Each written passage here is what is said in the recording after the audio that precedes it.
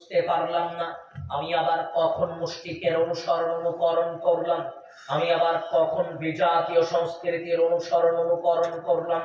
ও যুবক, তুমি যেই চুলের কাটিয়ে চুল কেটেছো, এটা যদি কোনো খ্রিস্টানের দেখে তুমি চুল কাটো, তাহলে তোমার ব্যাপারে আল্লাহর নবী এই কথা বলেছেন, যেই সমস্ত মানুষ বিজাতীয় সংস্কৃতি অনুসরণ করবে, যারা মুশরিকের অনুসরণ করবে, যারা মুশরিকের অনুকরণ করবে, ওই সমস্ত মানুষকে দেখে আল্লাহর নবী ভয় পাচ্ছেন।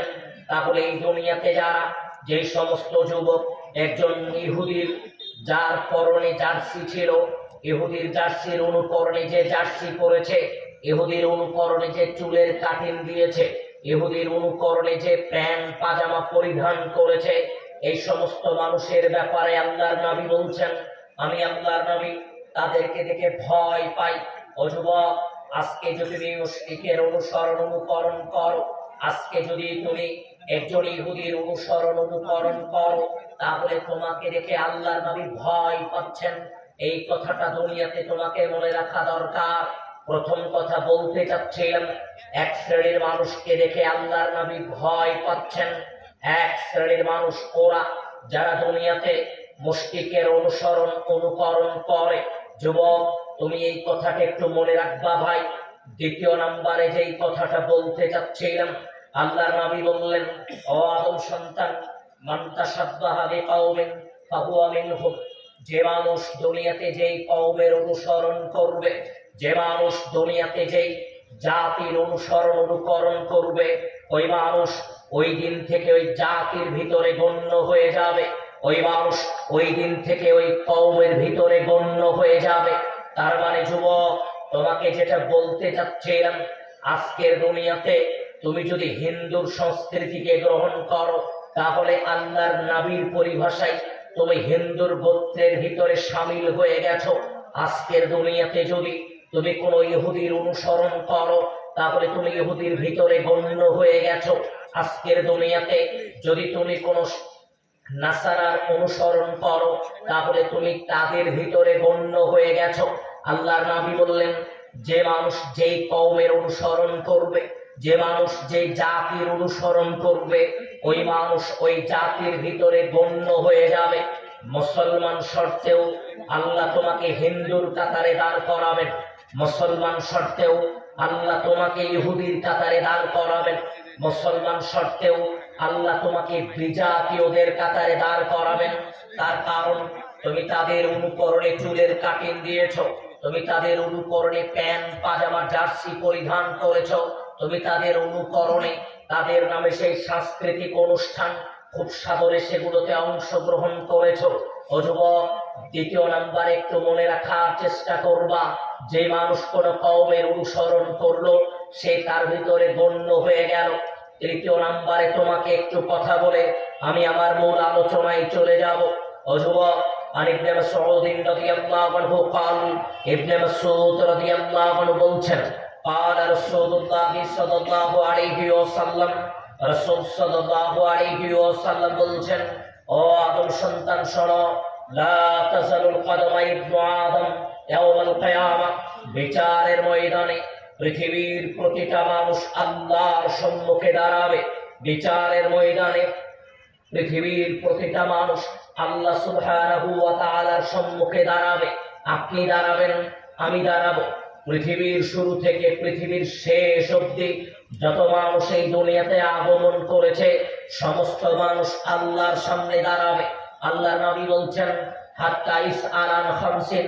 মানুষ যদি 5টা প্রশ্নের জবাব দিতে না পারে, মানুষকে আল্লাহ এক চুল এই দিক সেই দিক নড়াচড়া করতে দিবেন না। ও ভাইজান, আপনাকে লক্ষ্য করে বলতে চাচ্ছিলাম, ও যুবক, তোমাকে লক্ষ্য করে বলতে চাচ্ছিলাম, আল্লাহর নবী বললেন, পৃথিবীর প্রতিটা মানুষকে 5টা প্রশ্ন জিজ্ঞেস করা হবে। 5টা প্রশ্নের উত্তর দেওয়ার জন্য প্রস্তুত থাকতে হবে। তার এক, আল্লাহ জিজ্ঞেস করবেন, আনুমরিহি, আমি আল্লাহ তোমাকে 60-70 বছরের হায়াত দিয়েছিলাম, এই 60-70 বছরের হায়াত কোথায় কাটিয়েছো, কিভাবে কাটিয়েছো, কোন পথে কাটিয়েছো, আমি আল্লাহ আমাকে হিসাব দাও। ও মুরব্বী, আপনাকে লক্ষ্য করে বলতে চাচ্ছিলাম, ও মুসলমান, আপনাকে লক্ষ্য করে বলতে চাচ্ছিলাম, আল্লাহর নবী বললেন, আল্লাহ জিজ্ঞেস করবেন আনুমৃহি, আমি আল্লাহ তোমাকে 60-70 বছরের হায়াত দিলাম, 60-70 বছরের হায়াত কোথায় কাটিয়েছো, কিভাবে কাটিয়েছো, কোন পথে কাটিয়েছো, আমি আল্লাহ আমাকে হিসাব দাও। মুরব্বী ঘন্টার পরে ঘন্টা চা স্টলে কাটিয়েছেন, ঘন্টার পরে ঘন্টা সিনেমা মুভি দেখে কাটিয়েছেন, ঘন্টার পরে ঘন্টা বাজারে কাটিয়েছেন, ঘন্টার পরে ঘন্টা অনর্থক সময় নষ্ট করে কাটিয়েছেন। আপনাকে লক্ষ্য করেই বলতে চাচ্ছিলাম, আল্লাহ নবী এটাই বললেন, এই দুনিয়াতে মানুষকে যে হায়াত দেওয়া হয়েছে, এই হায়াতের ব্যাপারে তাকে জিজ্ঞেস করা হবে, আপনাকে জিজ্ঞেস করা হবে। 60 বছরের হিসাব তুমি আজকে আমাকে দিয়ে দাও। আপনি কি করে আল্লাহকে বলবেন, আল্লাহ আমি তো ঘন্টার পরে ঘন্টা চা স্টলে কাটিয়েছি? কি করে আল্লাহকে বলবেন, ঘন্টার পরে ঘন্টা সিনেমা মুভি দেখে কাটিয়েছি? আপনাকে একটু হিসাব করা দরকার। যুবক ভাই, তোমাকে লক্ষ্য করে যেটা বলতে চাচ্ছিলাম, আল্লাহ জিজ্ঞেস করবেন আন শাবাবিহি, আমি আল্লাহ তোমাকে যৌবন কাল দিয়েছিলাম, যৌবন কাল কোথায় কাটিয়েছো, কিভাবে কাটিয়েছো, কোন পথে কাটিয়েছো, আমি আল্লাহ আমাকে হিসাব দাও। যুবক, তোমাকে লক্ষ্য করে বলি ভাই, তোমার যৌবন কালের ব্যাপারে আল্লাহ তোমাকে জিজ্ঞেস করবেন। মেয়ে মানুষের পিছনে কাটিয়েছো, সিনেমা মুভি দেখে কাটিয়েছো, নেশাদার দ্রব্য পান করে কাটিয়েছো, ফ্রি ফায়ার পাবজি খেলে কাটিয়েছো, জীবনের প্রত্যেকটা মুহূর্তের হিসাব আল্লাহ তোমার কাছ থেকে চাইবেন বিচারের ময়দান। এই দিনের হিসাব দেওয়ার জন্য তোমাকে প্রস্তুত থাকতে হবে। ও যুবক ভাই, তোমাকে লক্ষ্য করে কয়েকটা কথা বলতে চাচ্ছিলাম, 3টা কথা মনে রাখার চেষ্টা করতে হবে, নতুবা আলোচনা বোঝা যাবে না। তার এক, যে মানুষ কোন কওমের অনুসরণ করলে সেই মানুষ সেই কওমের ভিতরে গণ্য হয়ে যাবে। 2 নম্বরে, তোমার যৌবন কালের হিসাব আল্লাহ বুঝিয়ে চাইবেন, যৌবন কালের হিসাব আল্লাহকে বুঝিয়ে দিতে হবে। 3 নম্বর, এক শ্রেণীর মানুষকে দেখে আল্লাহ নবী ভীত সন্ত্রস্ত ভয় পাচ্ছেন, যে শ্রেণীর মানুষগুলো বিজাতীয় সংস্কৃতি অনুসরণ করে, পশ্চিমা সংস্কৃতি অনুসরণ করে, যে মানুষগুলো মুশরিকদের সংস্কৃতি অনুসরণ করে, এই মানুষগুলোকে দেখে আল্লাহ নবী ভয় পাচ্ছেন। ও যুবক, আজকের দুনিয়াতে যুবক শ্রেণীর বড় মানুষগুলো, এই ভাইগুলো যেই ব্যাধিতে আক্রান্ত, তার প্রথম ব্যাধি আজকে কয়েকটি বলার চেষ্টা করব সময় সাপেক্ষে। ও যুবক, আজকের অধিকাংশ যুবক তার যৌবনকাল কাটিয়ে দেয়। একজন যুবক সকালবেলা ঘুম থেকে উঠেছে, বাদ্যযন্ত্র দিয়ে তার সকাল শুরু হয়, পড়তে বসেছে, তবুও বাদ্যযন্ত্রের প্রয়োজন হয়, স্কুল কলেজে গেছে, তবুও বাদ্যযন্ত্রের প্রয়োজন হয়। জীবনের প্রতিটা মুহূর্তে সে বাদ্যযন্ত্রের সাথে সম্পৃক্ত থেকে কাটানোর চেষ্টা করে। ও যুবক,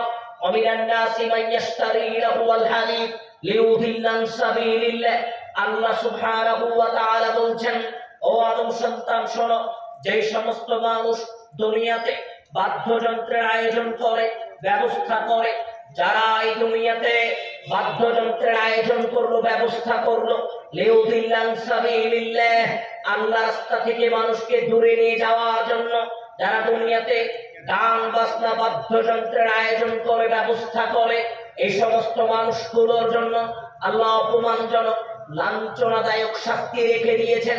ও যুবক, তোমাকে যেটা বলতে চাচ্ছিলাম ভাই, আল্লাহ এই আয়াতে 2টা কথা বললেন। এক, দুনিয়াতে যারা গান বাজনা বাদ্যযন্ত্রের আয়োজন করবে, ব্যবস্থা করবে, যারা সাংস্কৃতিক অনুষ্ঠানের নামে বাদ্যযন্ত্রের ব্যবস্থা করবে, এই সমস্ত মানুষগুলোকে আল্লাহ অপমানজনক লাঞ্ছনাদায়ক শাস্তি প্রদান করবেন। 2 নম্বরে আল্লাহ বললেন, লিউদিল্লান সাবিলিল্লাহ, গান বাজনা বাদ্যযন্ত্র মানুষকে আল্লাহর রাস্তা থেকে দূরে নিয়ে যায়। তার মানে যুবক, এই কান দিয়ে যদি কেউ গান বাজনা বাদ্যযন্ত্র শুনে, ও যুবক তুমি মনে রাখবা ভাই, এই কানে যদি বাদ্যযন্ত্র ঢুকে, এই কানে আল্লাহর কথা ঢুকবে না।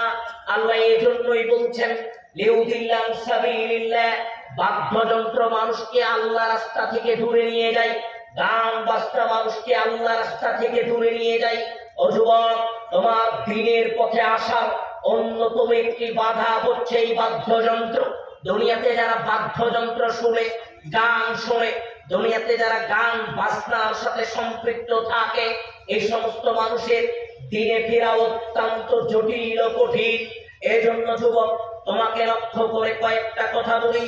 আন-নাফি' সামিয়া ইবনে ওমর মিসবারন, একদা একদিন নাফি রাদিয়াল্লাহু আনহু রাস্তা দিয়ে হেঁটে যাচ্ছিলেন। সামিয়া ইবনে ওমর মিসবারন হঠাৎ একদিন গান বাজনা বাদ্যযন্ত্রের আওয়াজ তিনি শুনতে পেলেন। যখনই তিনি গান বাজনা বাদ্যযন্ত্রের আওয়াজ শুনতে পেলেন, ইবনে ওমর রাদিয়াল্লাহু আনহু দুই আঙ্গুলটা তার কানের ভিতরে ঢুকিয়ে দিলেন। নারীর তরিক রাস্তা অতিক্রম করে বহুদূর চলে গেলেন। সঙ্গীকে জিজ্ঞেস করলেন, হাল তাসমাউ শাইয়ান, আর কি কোনো বাদ্যযন্ত্রের আওয়াজ শোনা যায়? উনি বলছেন, জি না, আর তো বাদ্যযন্ত্রের আওয়াজ শোনা যায় না। এবার কান থেকে আঙ্গুলগুলো বের করলেন। এবার ইবনে ওমর রাদিয়াল্লাহু আনহু বলছেন, যুবক তুমি শোনো, যেই কথাটা ইবনে ওমর রাদিয়াল্লাহু আনহু বলছেন, উনি বলছেন, শোনো, একদা একদিন আমি আল্লাহর নবীর সাথে এরকম হেঁটে যাচ্ছিলাম। আল্লাহর নবী হেঁটে যাওয়ার সময় হঠাৎ বাদ্যযন্ত্রের আওয়াজ শুনতে পেয়েছিলেন। বাদ্যযন্ত্রের আওয়াজ শোনার সাথে সাথে আল্লাহর নবী তার এই আঙ্গুল দুটো কানের ভিতরে ঢুকিয়ে দিলেন, দূরে গেলেন। আমি যেমন তোমাকে জিজ্ঞেস করার পরে কান থেকে আঙ্গুল হটালাম, আল্লাহর নবীও তাই করলেন। যেই কথা তোমাকে বলতে চাচ্ছিলাম যুবক, ও যুবক ভাই, তোমাকে যেটা বলতে চাচ্ছিলাম, তোমাকে মনে রাখার চেষ্টা করতে হবে। তোমার নবী, তোমার নবী, তোমার নবী বাদ্যযন্ত্রের আওয়াজ শোনার পরে কানে আঙ্গুল দিয়েছে। তোমার নবী বাদ্যযন্ত্রের আওয়াজ শোনার পরে দূরে গিয়ে কান থেকে আঙ্গুল হটিয়েছে। আর আজকে তুমি টোটালি ভিন্ন কাজ করছো। আজকে তুমি বাদ্যযন্ত্রটাকেই তোমার কানের ভিতরে ঢুকিয়ে নিয়েছো। তাহলে তোমাকে চিন্তা করা দরকার, তুমি আজকে কোন পরিবেশ পরিস্থিতিতে কাটাতে চাচ্ছ। ও যুবক, তোমাকে লক্ষ্য করেই বলতে চাচ্ছিলাম ভাই, তোমার নবী বাদ্যযন্ত্রের আওয়াজ শুনে কানে আঙ্গুল দিয়েছে, দিতে বলেছে, আর তুমি বাদ্যযন্ত্রটাকে সাদরে গ্রহণ করে নিয়েছ। তাহলে তোমাকে চিন্তা করা দরকার। শুধু তাই নয়, নবী মালিক আশআরী রাদিয়াল্লাহু আনহু قال, আবু মালিক আশআরী রাদিয়াল্লাহু আনহু বলছেন, قال রাসূলুল্লাহ সাল্লাল্লাহু আলাইহি ওয়াসাল্লাম, রাসূল সাল্লাল্লাহু আলাইহি ওয়াসাল্লাম বলছেন, লা ইয়াকুনান্না মিন উম্মতি আকওয়াম, আমার উম্মতের এক শ্রেণীর মানুষ, আমার উম্মতের এক শ্রেণীর মানুষ ইস্তাহিল্লুল হিরা ওয়াল হারিম ওয়াল খামর ওয়াল মাআসিফা। আল্লাহর নবী বললেন, আমার উম্মতের এক শ্রেণীর মানুষ, এমন একটা সময় আসবে, এমন একটা জামানা আসবে, যে সময়, যে জামানায় আমার উম্মতের এক শ্রেণীর মানুষ চারটা হারাম কাজকে হালাল মনে করবে, চারটা অবৈধ কাজকে বৈধ মনে করবে। অবৈধ মানে, ও যুবক, তোমাকে মনে রাখা দরকার, আল্লাহর নবী বললেন, এই উম্মাত জেনা ব্যভিচারকে বৈধ মনে করবে, হালকা মনে করবে। এই উম্মাত নেশাদার দ্রব্য পান করাকে বৈধ মনে করবে, হালকা মনে করবে। এই উম্মাত রেশমি পোশাক পরাকে বৈধ মনে করবে, হালকা মনে করবে। চতুর্থ নম্বরে আল্লাহর নবী আরেকটা কথা বললেন, এই উম্মাত গান বাজনা বাদ্যযন্ত্রকে বৈধ মনে করবে, হালকা মনে করবে, স্বাভাবিক মনে করবে। যে হাজী সাহেব, আপনাকে লক্ষ্য করে বলতে চাচ্ছিলাম, অন্তত আপনার একটু হলেও লজ্জা থাকা দরকার ছিল। হজ করেছেন, আল্লাহর ঘর তাওয়াফ করেছেন, তারপরেও ছেলের বিয়ের অনুষ্ঠানে 3 দিন 4 দিন যাবৎ বাদ্যযন্ত্র বাজে, লাউড স্পিকার ভাড়া করে, মাইক ভাড়া করে আপনি ছেলের বিয়ের অনুষ্ঠানে জোরে গান বাজনা বাদ্যযন্ত্র বাজাচ্ছেন। একটু হলেও লজ্জাবোধ থাকার দরকার ছিল। আপনাকে লক্ষ্য করেই বলি, আল্লাহর নবী এটাই বললেন, এই উম্মাত বাদ্যযন্ত্রকে স্বাভাবিক মনে করবে, হালকা মনে করবে। জিগে ভাইজান, আজকে আপনার ড্রয়িং রুম, আপনার ঘর বাদ্যযন্ত্র চলছে, মুসলমানের হোটেল বাদ্যযন্ত্র চলছে, গাড়িতে ওঠেন বাদ্যযন্ত্র চলছে, বাজারে যান বাদ্যযন্ত্র চলছে, মুসলমানের বিয়ের অনুষ্ঠান বাদ্যযন্ত্র চলছে। তার মানে এই বাদ্যযন্ত্র মানুষের নিকটে তেমন কোনো পাপ না। আজকের দিনে আপনাকে যদি বলা হয়, মুরব্বী, কি ব্যাপার, আপনার ছেলের বিয়ের অনুষ্ঠানে এত জোরে গান বাজাচ্ছেন, আপনি তো হজ করেছেন, একটু আস্তে বাজালে ভালো হয়, অথবা না বাজালে আরো ভালো হয়। মুরব্বী যখন বলছে, আরে ছেলের বিয়ে কি প্রতিদিন দিব, একদিন ছেলের বিয়ে দিচ্ছি, একটু গান বাজনা বাজালাম, তাতে সমস্যা কি? যিনি আপনাকে লক্ষ্য করে বলতে চাচ্ছে, মুরব্বী, আপনার মতো মুরব্বী হাজী সাহেব গুলোকে আল্লাহ অতি তাড়াতাড়ি জাহান্নামে ঢুকাবেন। আপনি দায়ুস, আপনি পরিবার, আহাল পরিবারকে নিয়ন্ত্রণে রাখতে পারেননি। যে কথার মাঝখানে আরেকটু কথা বলে নেই। ও ভাইজান, আপনাকে বলতে চাচ্ছি, আপনি এলাকার ইমাম সাহেব, আপনি দীপ্ত কণ্ঠে ঘোষণা দিবেন, এই সমাজের কোন ছেলের বিয়ের অনুষ্ঠানে যদি বাদ্যযন্ত্র বাজে, তাহলে আমি ইমাম এই বিয়ে পড়াবো না, এই ঘোষণা আপনি দিবেন। আপনি কাজী সাহেব, আপনি ঘোষণা দিবেন, এই সমাজের কোন ছেলের বিয়ের অনুষ্ঠানে যদি বাদ্যযন্ত্র বাজে, তাহলে আমরা এই বিয়ে পড়াবো না। আপনি মসজিদের সভাপতি, সেক্রেটারি, আপনি ঘোষণা দিবেন, আমার সমাজের কোন ছেলের বিয়ের অনুষ্ঠানে যদি বাদ্যযন্ত্র বাজে, তাহলে আমি সভাপতি ঘোষণা দিলাম, ওই মুসল্লিকে মসজিদ থেকে বের করে দেওয়া হবে। ঘোষণা আপনি দিবেন, নতুবা সমাজ সংস্কার হবে না। যেই কথাটা বলতে চাচ্ছিলাম যুবক, আল্লাহর নবী বললেন, এই উম্মত বাদ্যযন্ত্রকে হালকা মনে করবে, এই উম্মত বাদ্যযন্ত্রকে স্বাভাবিক মনে করবে। বাদ্যযন্ত্র মুসলমানের জন্য অত্যন্ত ভয়ানক একটি পাপ, যেই পাপের সাথে জড়িত থাকলে আল্লাহর কথা মানুষ ভুলে থাকে, যেই পাপের সাথে জড়িত থাকলে মানুষ দ্বীনের কথা ভুলে থাকে। ও ভাইজান, ইবনে আব্বাস রাদিয়াল্লাহু আনহু قال, ইবনে আব্বাস রাদিয়াল্লাহু আনহু বলছেন, قال رسول الله صلى الله عليه وسلم, রাসূল সাল্লাল্লাহু আলাইহি ওয়াসাল্লাম বলছেন, ইন্না আল্লাহ হারামা, আল্লাহ মুসলমানের উপরে হারাম করেছে, ও যুবক, আল্লাহ মুসলমানের উপরে হারাম করেছে আল মাইসি আল কুবা। ও আদম সন্তান, প্রথমে আল্লাহর নবী বললেন মুসলমানের জন্য নেশাদার দ্রব্য হারাম, মুসলমানের জন্য বিড়ি, সিগারেট, তামাক জাতীয় গুল খাওয়া হারাম। দ্বিতীয় নম্বরে আল্লাহর নবী বললেন আল মাইসি, জুয়া খেলা মুসলমানের জন্য হারাম। ও যুবক, তোমাকে লক্ষ্য করে একটা কথা বলি ভাই, আজকে আইপিএল, বিপিএল কে লক্ষ্য করে, আজকে বিপিএল খেলাকে লক্ষ্য করে যুবকেরা বলে বলে বাজি ধরে, যুবকেরা অভাব প্রতিবাদী ধরে, যুবকেরা ওই ক্রামবোর্ড খেলাতে বাজি ধরে। যুবক, তোমাকে লক্ষ্য করে বলি ভাই, আল্লাহর নবী বললেন জুয়া খেলা মুসলমানের জন্য হারাম, জুয়ার এক পয়সা মুসলমানের জন্য হারাম। এই চিন্তা দুনিয়াতে করা দরকার। ও যুবক, আজকে তুমি আইপিএল, বিপিএল এর সাথে সম্পৃক্ত থেকে জুয়ার মাধ্যম দিয়ে দিন কাটাচ্ছ, জুয়া খেলার মধ্য দিয়ে দিন কাটাচ্ছ, জুয়া খেলতে খেলতে তোমার সময় নষ্ট করছো। তোমাকে লক্ষ্য করে বলি, আল্লাহর নবী বললেন মান ক্বালা লিসাহিবিহি, তোমাদের মধ্যে একজন মানুষ যদি আরেকজন মানুষকে আহ্বান করে, একজন মানুষ যদি আরেকজন মানুষকে শুধু একবার বলে, এসো ভাইজান জুয়া খেলবো, এই কথা যদি কেউ মুখ দিয়ে বের করে, ফালিয়াতাসাদ্দাক, আল্লাহর নবী বললেন 10 জন মিসকিনকে 1.25 কেজি করে চাল দিতে হবে। তার মানে যুবক, তোমাকে একটু বুঝিয়ে বলি, সকালবেলা তুমি তোমার বন্ধুকে ফোন করে বলেছো, বন্ধু আজকে বিকেল বেলা খেলা হবে, তুমি অমুক দল, আমি অমুক দল, আমি 5000, তুমি 5000, আমরা বাজি ধরবো বলেছো। সকালবেলা, সন্ধ্যা হবে খেলবা তুমি। যুবক, তুমি মনে রাখবা, তোমার খেলার দরকার নাই, খেলা পর্যন্ত তোমাকে অপেক্ষা করতে হবে না।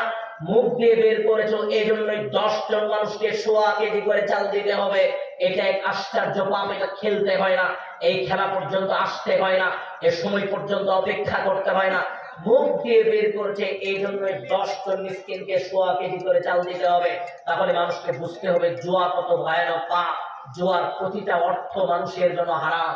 জোয়ার 1 পয়সা যদি লক্ষ টাকার ভিতরে ঢুকে যায়, জোয়ার 1 পয়সা যদি হাজার হাজার কোটি টাকার ভিতরে ঢুকে যায়, সমস্ত টাকাকে অবৈধ করে দিবে, সমস্ত টাকাকে হারাম করে দিবে। যুবক, বলতে যাচ্ছিলাম, দ্বিতীয় নম্বরে আল্লাহর নবী বললেন আল মাইসির, জুয়া খেলা মুসলমানের জন্য হারাম। তৃতীয় নম্বরে আল্লাহর নবী বললেন আল কুবা, বাদ্যযন্ত্র মুসলমানের জন্য হারাম। আজকের যুব সমাজ হেডফোন লাগিয়ে রাত দিন অধিকাংশ সময় নষ্ট করে, গান বাজনা শুনতে শুনতে জীবনের অধিকাংশ সময় নষ্ট করে। আনাবি উমামা রাদিয়াল্লাহু আনহু قال উমামা রাদিয়াল্লাহু আনহু বলছেন قال রাসূলুল্লাহ সাল্লাল্লাহু আলাইহি ওয়াসাল্লাম রাসূল সাল্লাল্লাহু আলাইহি ওয়াসাল্লাম বলছেন লা তাবিউল কায়নাত ওয়ালা তাশতারুহুন্না ওয়ালা তুআল্লিমুহুন্না ওয়াসামানুহুন্না হারাম। মুসলমান শোনো, মুসলমানের সন্তান কোনদিন গান বাজনা বাদ্যযন্ত্র ক্রয় বিক্রয় করবে না। মুসলমানের সন্তান কোনদিন ঢোল তবলা ক্রয় বিক্রয় করবে না। মুসলমানের সন্তান কোনদিন গান বাজনা বাদ্যযন্ত্র শিক্ষা গ্রহণ করবে না।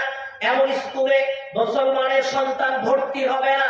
এমন স্কুলে মুসলমানের সন্তান ভর্তি হবে না যে স্কুলে গান বাজনা বাদ্যযন্ত্র শিক্ষা দেওয়া হয়। এমন স্কুলে মুসলমানের সন্তান ভর্তি হবে না। ও ভাইজান, আপনাকে লক্ষ্য করে বলতে চাচ্ছিলাম, মুরব্বী আপনাকে লক্ষ্য করে বলতে চাচ্ছিলাম, আল্লাহর নবী বললেন এমন স্কুলে মুসলমানের সন্তান ভর্তি করানো হারাম। কোন স্কুলে? যে স্কুলে গান বাজনা শিক্ষা দেওয়া হয়, যে স্কুলে হারমোনিয়াম শিক্ষা দেওয়া হয়, যে স্কুলে পিয়ানো শিক্ষা দেওয়া হয়, এমন স্কুলে মুসলমানের সন্তান ভর্তি করানোটাই হারাম। তাহলে আপনাকে চিন্তা করা দরকার, গান বাজনা শোনা হারাম, গান বাজনা শিক্ষা গ্রহণ করাও হারাম। তাহলে মুসলমানের সন্তানদেরকে চিন্তা করা দরকার, আজকে মুসলমানের সন্তান কোন পরিবেশ পরিস্থিতিতে তার দিন কাটাবে। আনাস রাদিয়াল্লাহু আনহু قال আনাস রাদিয়াল্লাহু আনহু বলছেন قال রাসূলুল্লাহ সাল্লাল্লাহু আলাইহি ওয়াসাল্লাম রাসূল সাল্লাল্লাহু আলাইহি ওয়াসাল্লাম বলছেন ও পৃথিবীর মানুষ শোনো, আর ও সন্তান শোনো, আল্লাহর নবী বললেন লা ইয়াকুনান্না মিন উম্মতি, আমার আল্লাহর নবী বললেন এই উম্মতের উপরে এমন একটা সময়, এমন একটা জামানা, যে সময়ে এই উম্মতের উপরে তিনটা বিপদ আসবে। খলফুন মাসফুন খাসফুন, এই উম্মতের উপরে তিনটা বিপদ আল্লাহ চাপিয়ে দিবেন। অন্য কোন জাতিকে দিয়ে এই জাতিকে নির্যাতন করা হবে, এই জাতির আকার আকৃতিকে বিকৃত করে দেওয়া হবে, এই উম্মতের মাঝে মাঝে ভূমিধস হবে, ভূমিকম্প হবে। তিনটা বিপদ আসবে তিনটা পাপের কারণে। এক, ইদারা শারিবুল খামর, যখন এই উম্মত বেশি বেশি নেশাদার দ্রব্য পান করবে, যখন এই উম্মত বেশি বেশি বিড়ি সিগারেট তামাক জর্দা গুল পান করবে। আমাকে একটু বলার অনুরোধ করা হয়েছিল, কথাটা আপনাকে বলে নেই। ও ভাইয়া, ও যুবক ভাই, তোমাকে কথাটা বলে নেই। আল্লাহর নবী বললেন যখন এই উম্মত বেশি বেশি বিড়ি সিগারেট পান করবে, যখন এই উম্মত বেশি বেশি নেশাদার দ্রব্য পান করবে, তখন এই উম্মতের উপরে তিনটা বিপদ আসবে, তিনটা বিপদ। মুরব্বী আপনাকে লক্ষ্য করে একটা কথা বলা অত্যন্ত জরুরি মনে করছে। আজকে বড় অবাক হয়ে যাই, মসজিদের ভিতরে একজন মুরব্বী সালাত পড়ছে, প্রথমে সিগারেটের প্যাকেট রেখেছে, তার উপরে ম্যাচ রেখেছে, ওই জায়গায় সেজদার জায়গায় রেখে দিয়ে সালাত পড়ছে। চিন্তা করা যায়? মুরব্বী আপনাকে বলতে চাচ্ছি, রাসূল সাল্লাল্লাহু আলাইহি ওয়াসাল্লাম বলছেন মান শারিবাল খামর ওয়া সাকিরা, দুনিয়াতে যদি কোনো মানুষ বিড়ি সিগারেট তামাক জর্দা গুল পান করে, আবার আপনাকে একটু মনোযোগ করে শুনতে হবে, একটু খেয়াল করতে হবে। মুরব্বী আপনাকে লক্ষ্য করে বলতে চাচ্ছিলাম, আল্লাহর নবী বললেন মান শারিবাল খামর ওয়া সাকিরা, দুনিয়াতে যদি কোনো মানুষ বিড়ি সিগারেট তামাক জর্দা গুলে মুখে দেয়, একবার বিড়ি সিগারেটের তামাক জর্দায় গুল মুখে দিল, লাম তুকবার লাহু সালাতুন 40 সাবাহান, আগামী 40 দিন তার আর কোনো ইবাদতই কবুল হবে না। বোঝেন নাই? আবার আপনাকে একটু বুঝিয়ে বলি, আজকে এখন বিড়ি সিগারেটে মুখ দিয়েছি, আজ থেকে 40 দিন আমার কোনো ইবাদত কবুল হবে না। তাহলে আমাকে চিন্তা করা দরকার, পকেটে বিড়ি সিগারেটের প্যাকেট নিয়ে আমি মসজিদে ঢুকি, মসজিদের ওযুখানায় বিড়ি সিগারেটের প্যাকেট ফেলে দিয়ে মসজিদে ঢুকি, যে না একবার বিড়ি সিগারেটে মুখ দিলে 40 দিন আল্লাহ তার ইবাদত কবুল করবে না। এই চিন্তা আপনাকে দুনিয়াতে একটু হলেও করা দরকার। মুরব্বী পার দাড়িগুলো সাদা হয়ে গেছে, বয়সের ঘরে নিয়ে পড়েছেন, আজও পকেটে বিড়ি সিগারেটের প্যাকেট থাকে। আপনাকে চিন্তা করা দরকার, এই অবস্থাতেই যদি আমি মারা যাই তাহলে আমার অবস্থা কি হবে?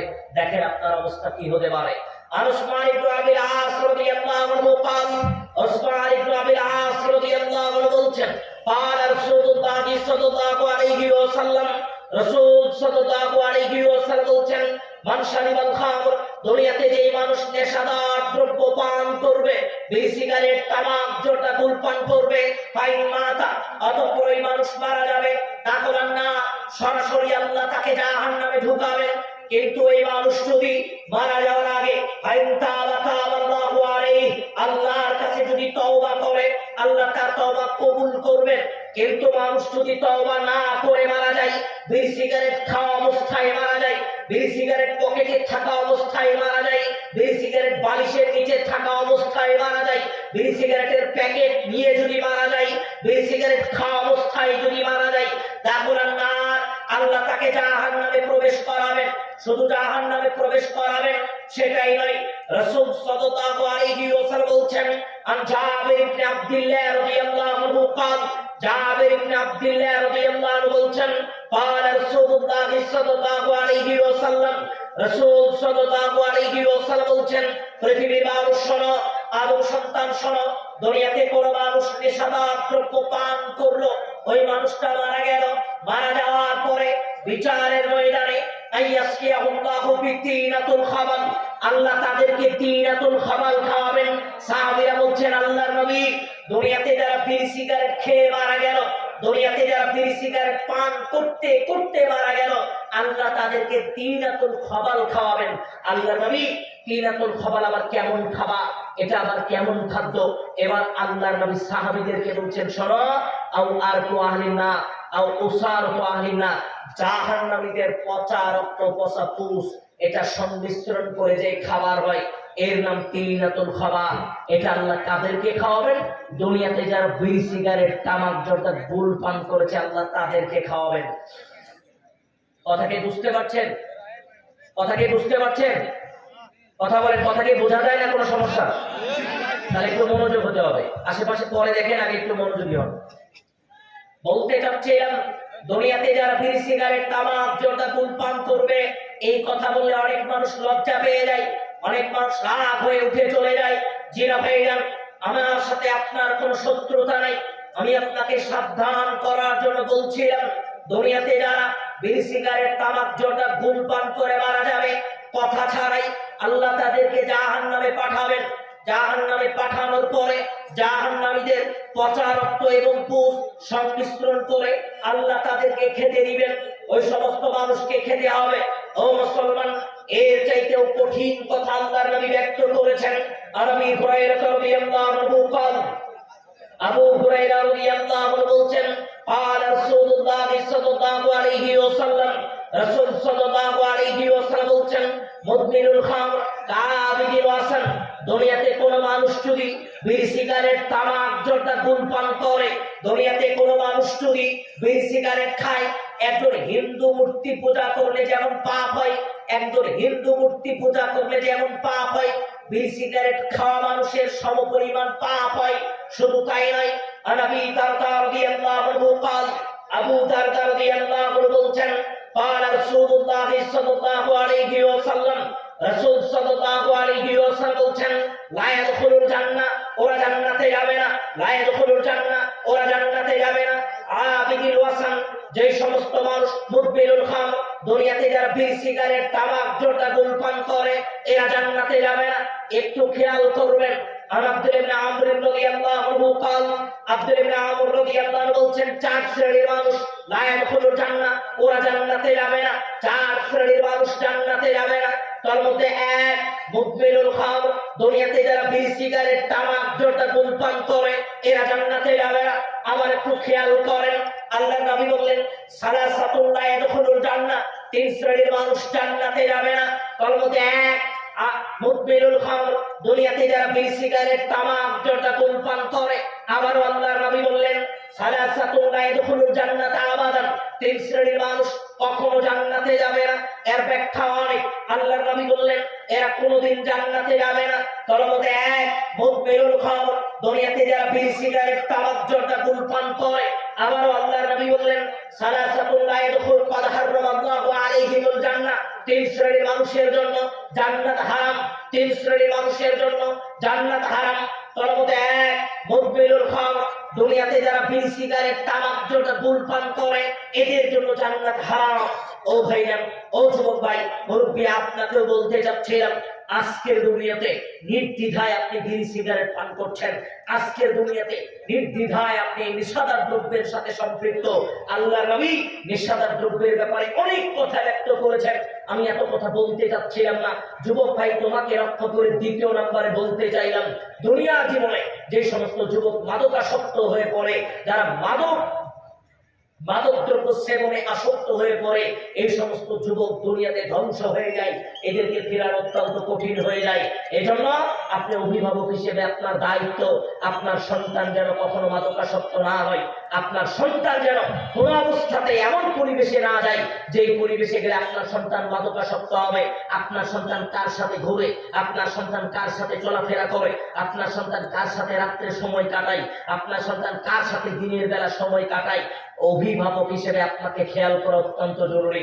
বলতে চাচ্ছিলাম, দ্বিতীয় নম্বরে বললাম, যুবক ভাই, আজকের যুব সমাজের অবনতির অবক্ষয়ের অন্যতম কারণ মাদকাসক্ত হয়ে পড়া। মাদক সেবন করার সাথে জড়িত যারা হয়, এই যুবক শ্রেণীর অবক্ষয়ের অন্যতম একটি কারণ হলো এটা। যুবক ভাই, তৃতীয় নম্বরে তোমাকে আরেকটা কথা বলি, আমরা আলোচনা শেষ পর্যায়ে আসবো। তৃতীয় নম্বরে আরেকটা কথা তোমাকে বলি, আজকে বড় অবাক হয়ে যাবেন। আল্লাহ নবী ওই কথাটা বললেন, লা ইয়াকুনান্না মিন উম্মতি আকওয়াম ইস্তাহিল্লুনাল হিরা ওয়াল হারির ওয়াল খামর ওয়াল মাআজিফা। আল্লাহ নবী বললেন, আমার উম্মত জেনা ব্যভিচারকে বৈধ মনে করবে, হালকা মনে করবে, হালকা। কি ব্যাপার মুরব্বী, আপনার মেয়েকে রাস্তায় একটা পর পুরুষের হাতে হাত ধরে হাঁটতে দেখলাম। মুরব্বী বলছে, আরে ডিজিটাল যুগ, আজকের যুগে এরকম একটু হবে, ডিজিটাল যুগে এরকম একটু হতেই পারে। আজকের যুগে আপনি বলছেন মুরব্বী, আপনাকে লক্ষ্য করেই বলি, আল্লাহ নবী এটাই বললেন, ও মুসলমান শোনো, আল্লাহ নবী এটাই বলছেন, এই উম্মত জেনা ব্যভিচারকে হালকা মনে করবে, এই উম্মত জেনা ব্যভিচারকে বৈধ মনে করবে। ও যুবক, তোমাকে কয়েকটা কথা বলবো। আল্লাহর নবী রাসূল সাল্লাল্লাহু আলাইহি ওয়াসাল্লাম বলছেন, ও আদম সন্তান শোনো, খুদু আন্নি কদ জাআলাল্লাহু লাকুন্নাস সাবিলা। জেনা ব্যভিচারের ব্যাপারে অনেক কথা আল্লাহর নবী ব্যক্ত করেছেন। আল্লাহর নবী একটা কথা বললেন, শোনো, আল্লাহ যে আদেশ দিয়েছে, যে নির্দেশ দিয়েছে, আমি যেটা তোমাদেরকে বলি এটা গ্রহণ করো। কি সে আদেশ? আল বিকরু বিল বিকর ওয়াস-সাইয়্যিবু বিস-সাইয়্যিব। অবিবাহিত নারী পুরুষ যদি জেনায় লিপ্ত হয়, তাদেরকে 100টা বেত্রাঘাত করতে হবে, এলাকা থেকে বের করে দিতে হবে। বিবাহিত নারী পুরুষ যদি জেনায় লিপ্ত হয়, 100টা বেত্রাঘাত করতে হবে, অরজম তাকে হত্যা করতে হবে। যুবক, তোমাকে যেটা বলতে যাচ্ছিলাম ভাই, আজকে তোমার যৌবনকাল, তুমি মেয়ে মানুষের পিছনে কাটানোর চেষ্টা করছো। যুবক, তুমি মনে রাখবা, একজন যুবক যুবতীর সাথে মেসেজিং করা যায় না, একজন যুবক যুবতীর সাথে কথা বলা যায় না, ফোনে কথা বলা ওঠে না, একজন যুবক যুবতীর হাতে হাত রাখা যায় না, একজন যুবক যুবতীর চোখে চোখ রাখা যায় না, সব জেনার মধ্যে শামিল। ও যুবক, তোমাকে লক্ষ্য করেই বলি, আল্লাহর নবী রাসূল সাল্লাল্লাহু আলাইহি ওয়াসাল্লাম জেনা ব্যভিচারের ব্যাপারে অনেক ভয়ানক কথা বলেছেন। আপনাকে বলি, আর আয়েশা রাদিয়াল্লাহু আনহা আয়েশা রাদিয়াল্লাহু আনহা বলছেন, ক্বালা রাসূলুল্লাহ সাল্লাল্লাহু আলাইহি ওয়াসাল্লাম, রাসূল সাল্লাল্লাহু আলাইহি ওয়াসাল্লাম বলছেন, লা ইয়াহিল্লু দামু মুসলিমিন, কোন মুসলমানের রক্ত প্রবাহিত করা যাবে না, কোন মুসলমানকে হত্যা করা যাবে না, ইল্লা বিহদা সালাসিন।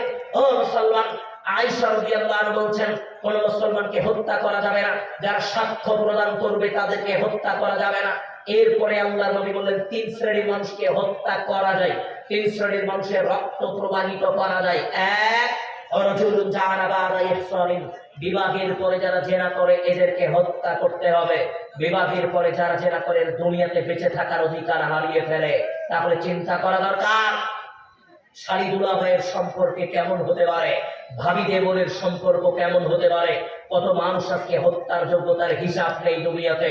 আপনাকে বলতে চাচ্ছিলাম, ও যুবক, তোমাকে বলতে চাচ্ছিলাম ভাই, জেনা ব্যভিচার অনেক ভয়ানক একটা অশ্লীলতা। খেয়াল করো তুমি, সহিহুল মুসলিমে আল্লাহর নবী অনেক ঘটনা উল্লেখ করেছেন। তার মধ্যে একটা ঘটনা, একজন ব্যক্তি আল্লাহর নবীর নিকটে আসলো, নাম তার মারাজ ইবনে মালিক। আল্লাহর নবীকে বলছেন, আল্লাহর নবী তাহিরনি, আমাকে পবিত্র করে দেন। আল্লাহর নবী তাকে বললেন, ওই হাতার যে ফাস্তাগফিরুল্লাহ তুবু ইলাইহি, যাও বাড়িতে ফিরে যাও, আল্লাহর নিকটে ক্ষমা চাও, আল্লাহ ক্ষমা করবে। কিছু দূরে গেছে, মন মানে না, আমাকে যদি বিচারের মধ্যে আল্লাহ ধরে তাহলে আমার অবস্থা কি হবে? আবার এসেছে, আবার আল্লাহ নবী ফিরিয়ে দিয়েছেন, আবার এসেছে। চতুর্থবারে আল্লাহ নবী তাকে জিজ্ঞেস করছেন, ফিমা তাইয়িরুকা, কি কারণে নিজেকে অপবিত্র মনে করছো? বলছে আল্লাহ নবী, মেনা জেনা জেনা, আল্লাহ নবী আমি আমি জেনা করেছি, এজন্য নিজেকে অপবিত্র মনে হচ্ছে। আল্লাহ নবী আশ্চর্য হয়ে গেলেন, আর বলে কি, আমার কাছে যদি সাক্ষ্য দেয় তাহলে তার একমাত্র শাস্তি হবে মৃত্যুদণ্ড। নিজের মৃত্যু কিভাবে একজন নিজে চাইতে পারে? আল্লাহ নবী বললেন, আবি হিজুর, এই লোকটা কি পাগল? সাহাবীরা বলছেন, জি না আল্লাহ নবী, তো পাগল না। আশারি কথা, দেখো তো মদ পান করেছে নাকি? আবুল তাবুল বলতে পারে মদ পান করে। জি না আল্লাহ নবী মদ পান করেনি। তাকে রজন করার আদেশ দিলেন, হত্যার আদেশ দিয়ে দিলেন। আবার কিছুদিন পরে একজন মহিলা আল্লাহর নবীর নিকটে এসে বলছেন, আল্লাহর নবী তাওফিরনি, আমাকে পবিত্র করেন। আল্লাহর নবী বলছেন, ওই একই কথা, বাড়িতে যাও, আল্লাহর কাছে ক্ষমা চাও। মহিলা বলছেন, আল্লাহর নবী আমার দানকে মায়েজ ইবনে মালিক, আমাকে কি মায়েজ ইবনে মালিক পেয়েছেন? যেভাবে মায়েজ ইবনে মালিককে ফিরিয়ে দিয়েছিলেন। কেন?